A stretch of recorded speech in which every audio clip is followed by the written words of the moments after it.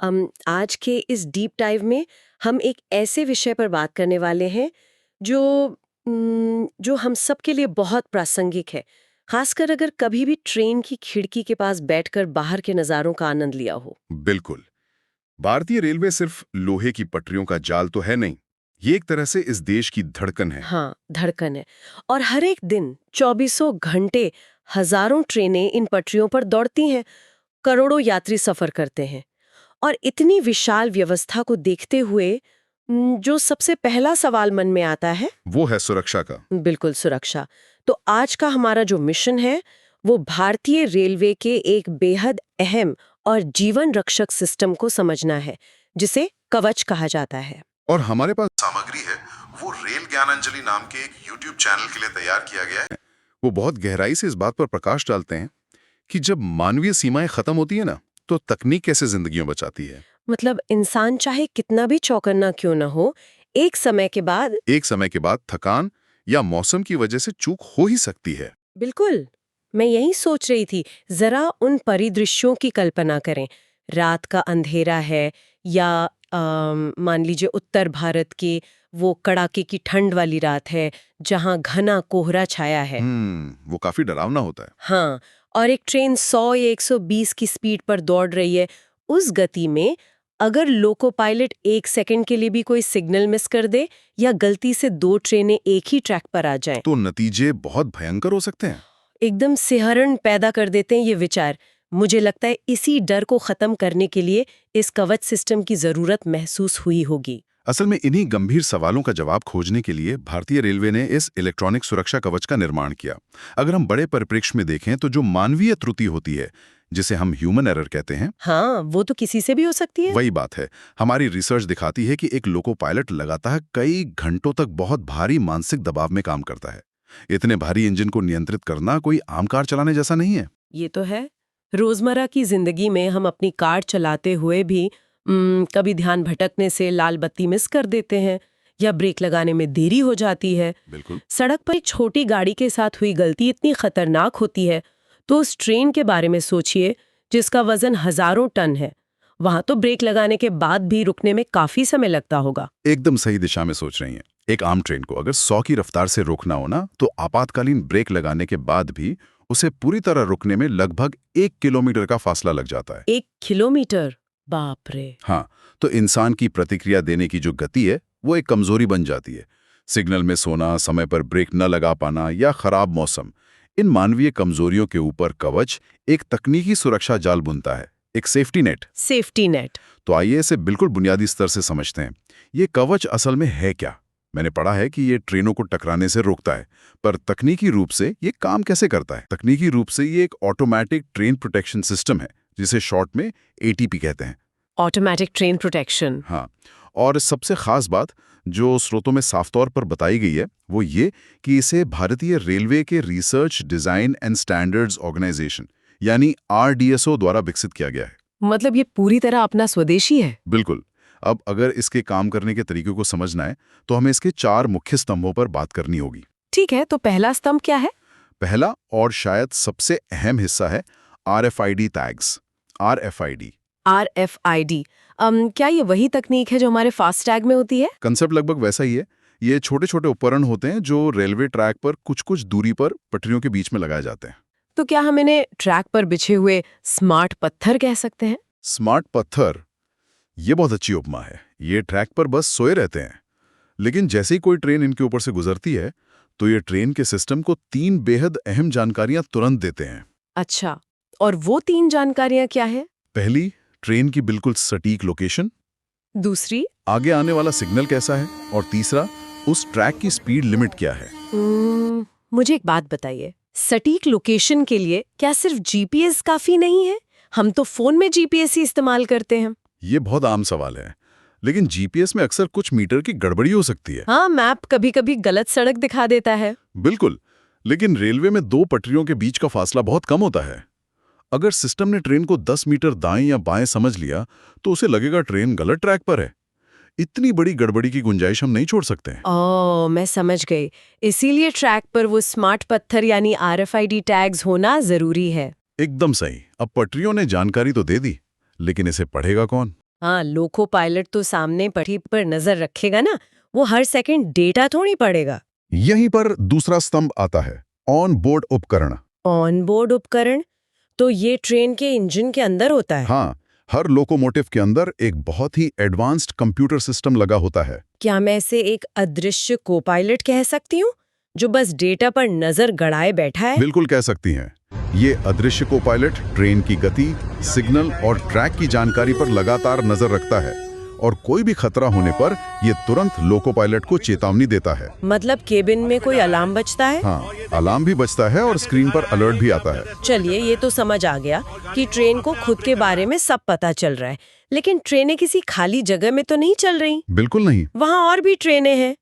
तो इस अदृश्य को पायलट को कैसे पता चलेगा कि कोई दूसरी ट्रेन उसी पटरी पर सामने से तो नहीं आ रही? और ये सवाल हमें तीसरे स्तंभ पर ले जाता है, radio communication system. Radio communication मतलब क्या ट्रेनें आपस में बात भी करती हैं? जी हाँ, ट्रेनें आपस में बात करती हैं।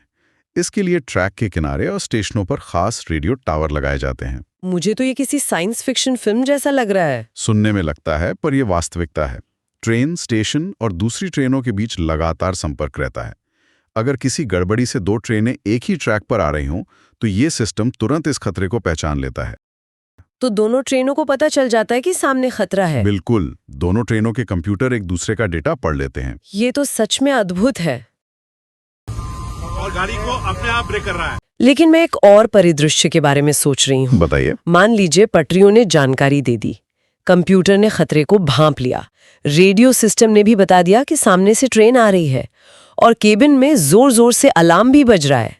लेकिन अगर लोको पायलट बेहोश हो जाए या उसे हार्ट अटैक आ जाए और वो ब्रेक न लगा पाए, तब क्या होगा? और यहीं पर इस सिस्टम का चौथा और सबसे महत्वपूर्ण हिस्सा काम आता है, automatic braking system. Automatic breaking मतलब सिस्टम खुद ब्रेक लगा देगा? बिल्कुल। अगर लोको पायलट चेतावनी के बाद भी कुछ नहीं करता है, तो कवच सिस्टम खुद ब खुद ट्रेन के ब्रेक लगा देता है। रुकिए, एक हजारों टन भारी ट्रेन तेज गति में है और मशीन अचानक से ब्रेक लगा दे, तो क्या इतने बड़े झटके से ट्रेन पलट नहीं जाएगी? ये बहुत ही वाजिब चिंता है, लेकिन ये कोई साधारण हैंड ब्रेक नहीं है जिसे अचानक खींच दिया जाए। तो ये काम कैसे करता है? सिस्टम बहुत ही जटिल कैलकुलेशन करता है। वो देखता है कि टक्कर टालने के लिए कितनी दूरी बची है, ट्रेन का वजन क्या है, गति क्या है, और फिर वो तय करता है कि ब्रेक किस दबाव के साथ लगाने हैं ताकि बिना कोई झटका लगे ट्रेन सुरक्षित दूरी पर रुक जाए। कमाल है। मतलब ये अंतिम कदम ट्रेन टक्कर की संभावना को लगभग खत्म ही कर देता है। बिल्कुल खत्म कर देता है। तो आइए इस टेक्निक को कुछ वास्तविक दुर्घटनाओं पर लागू करके देखते हैं कि कवच एक्शन में काम कैसे करता है। ठीक है। सबसे डरावनी स्थिति, ट्रेन टक्कर, जब दो ट्रेनें एक ही पटरी पर हों। इस स्थिति में कवच दोनों ट्रेनों को एक सुरक्षित दूरी पर ही रोक देता है। उनके आपस में टकराने से बहुत पहले ही दोनों ट्रेनों में ऑटोमेटिक ब्रेक लग जाते हैं। रिसर्च में एक तकनीकी शब्द और था, स्पैड, SPAD। इसे अगर हम सरल भाषा में समझें तो इसका क्या मतलब है? स्पैड का मतलब है सिग्नल पास्ट एट डेंजर। सरल शब्दों में लाल सिग्नल पार करना, जो कि बहुत खतरनाक है। बहुत खतरनाक है। अगर कोई ट्रेन लाल सिग्नल की तरफ बढ़ रही है और सिस्टम को लगता है कि वो इस गति पर नहीं रुक पाएगी, तो वो पहले अलार्म बजाता है, और अगर पायलट कुछ नहीं करता तो सिस्टम ट्रेन को लाल सिग्नल से पहले ही रोक देता है। क्या बात है। अच्छा, एक और बड़ा कारण दुर्घटनाओं का ओवर स्पीडिंग भी तो होता है। बिल्कुल। ओवर स्पीड से बचाव भी कवच का एक अहम काम है। अगर पटरियों पर कोई घुमाव है जहां गति कम होनी चाहिए और ट्रेन तेज है, तो कवच खुद ट्रेन को धीमा कर देता है। और ये देखिए कैसे दिखा रहा है ये कि आप ज्यादा स्पीड पे चल रहे हैं और गाड़ी को अपने आप ब्रेक कर रहा है। अब मैं उस स्थिति के बारे में बात करना चाहती हूँ जो मुझे सच में बहुत प्रासंगिक लगती है। सर्दियों का मौसम और घना कोहरा। Fog safety. हाँ, उत्तर भारत में तो सर्दियों में कुछ दिखाई ही नहीं देता। ऐसी स्थिति में ये तकनीक कैसे मदद करती है? कोहरे में जब इंसान की आंखें काम नहीं करती, तब कवच एक गेम चेंजर साबित होता है। वो कैसे? आमतौर पर कोहरे में पायलट को सिग्नल देखने के लिए खिड़की से बाहर झांकना पड़ता है और ट्रेन बहुत धीमी करनी पड़ती है। हाँ, इसी वजह से तो ट्रेनें सर्दियों में बहुत लेट होती हैं। बिल्कुल। लेकिन कवच के आने से आगे का जो सिग्नल है वो सीधे लोको पायलट के सामने उसकी स्क्रीन पर आ जाता है। उसे बाहर धुंध में देखने की जरूरत ही नहीं है। अरे वाह, मतलब सुरक्षा के साथ साथ ट्रेनें समय पर भी पहुंच सकेंगी। बिल्कुल। ये तो सच में बहुत बड़ी बात है। अब इसकी कुछ अन्य विशेषताओं पर आते हैं। पूरी चर्चा में ये बात साफ है कि ये पूरी तरह स्वदेशी है, मेड इन इंडिया है। और ये सिर्फ गर्व की बात नहीं है, इसका आर्थिक पहलू भी बहुत बड़ा है। मैं वही पूछने वाली थी। देखिए, विदेशी सिस्टम जैसे यूरोप का ETCS वो बहुत महंगा है।